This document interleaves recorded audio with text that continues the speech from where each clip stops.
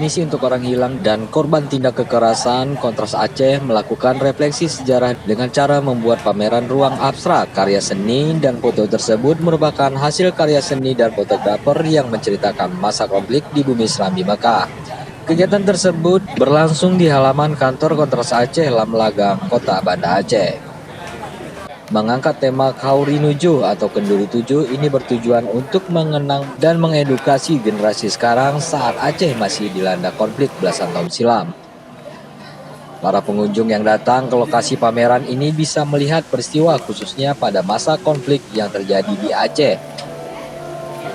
Selain itu, para pengunjung juga bisa melihat ruang abstrak yang diberi nama Lorong Ingatan yang juga menggambarkan peristiwa penting di Aceh. Arti, salah seorang pengunjung mengaku terharu setelah melihat foto-foto masa lalu. Ia juga mengatakan kegiatan ini sangat bagus untuk generasi sekarang, termasuk dirinya yang saat konflik masih berusia anak-anak.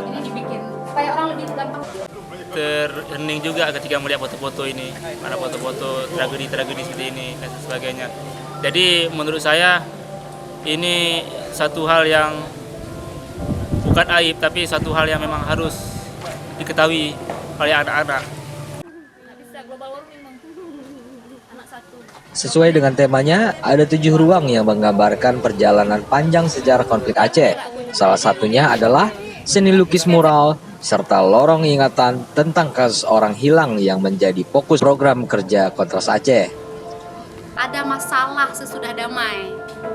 Kalau kita naik ke atas, nanti kita bisa lihat ternyata kekuasaan yang sekarang ada dan lain-lain.